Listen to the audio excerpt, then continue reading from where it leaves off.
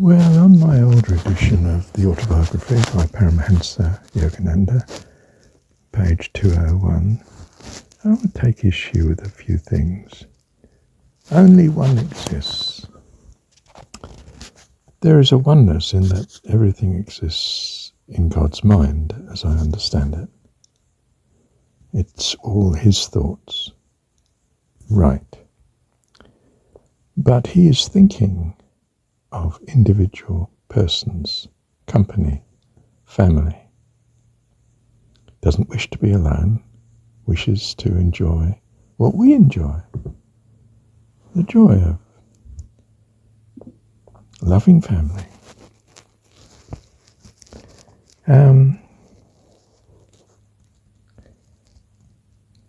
When everything is seen as the self, this is halfway down the page in the second complete paragraph towards the end of it, then there is not even an atom other than self. So, yes, the self is, and it's capital S, and it's all God. Right. Not what the secular person is thinking of course, when he thinks of self.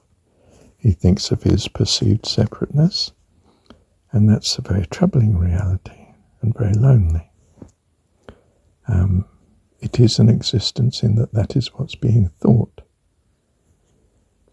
Having been thought in some sense, it will have always been thought. But, of course, in a world of time and transitory, it will disappear into the past and become an insignificant thought. No thought at all, perhaps. Yes. As soon as the knowledge of the reality has sprung up, capital R for reality, there can be no fruits of past actions to be experienced.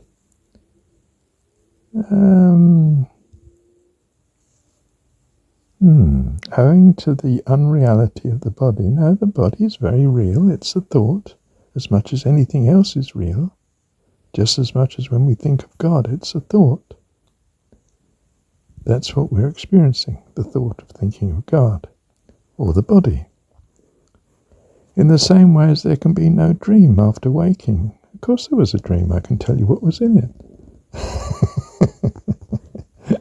So, this is the trouble with following a guru. He gets carried away, and if you're not careful, you get carried away with him. I don't mean that Paramahansa isn't a simply lovely chap and a great blessing in many ways, but not a guru, right? No gurus for those that are devoted to God. Only great gurus are able to, great. I mean, what compared to God? Nothing at all. Just like, we're just children. We're all children, aren't we? Call no man guru, okay? Now, and then we talk about, well, hang on a sec. Yes, on the previous pages, 199 in mine, second paragraph down starts, the devotee has achieved final salvation in the Lord, who has, and so forth. Anyway, he's talking about physical transfer of disease, taking someone else's karma. Well, there is no karma. There are wrong values in the sense that such values can result in very harmful actions in the material world, and harmful thoughts in that they are inconsistent with the harmony of God, in as far as they are. Okay? I don't mean that we haven't got these values from and lodged in God, but it's according to who we are, our past values to date, and so on. In terms of the transitory universe, where we are to date as regards our progress spiritually. And the consequences are that we are where we are, not where we wish to be eternally. Now, it's not that others can take that from you and pay the price, that would leave you in the same bad values without some of the cost of the consequent actions. What's the point in that? The cost of the consequent actions are there to encourage you to wake up, to realize, to recognize that some values are bad and you need to change them. I wouldn't be doing you a favor at all if every time you put your hand in the flame, I took the pain away and you carried on putting your hand in the flame. I mean, you'd find there was no hand there, so I give you a hand back, but you're not learning in the sense of you're not changing your values into that which is a harmony for eternal life. What's more important to you? Temporary discomfort in the learning is well worthwhile for eternal life. Do you see? If that's what's necessary. And presumably it is, because God seems to give us this situation. It's like saying, Lord, take this illness away, come what may.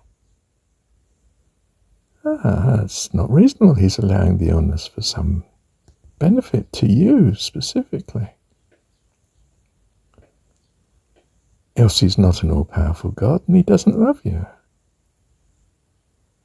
Or at least one of the two. What's the point in believing in that? You're going to be very miserable and frightened and alone and concerned if you do that. You have to know what values are a blessing to you, to your loved ones, and all that you should be loving. Should in the sense that is most reasonable, and it's a sad thing to think of others suffering, isn't it? When they could find the way not to.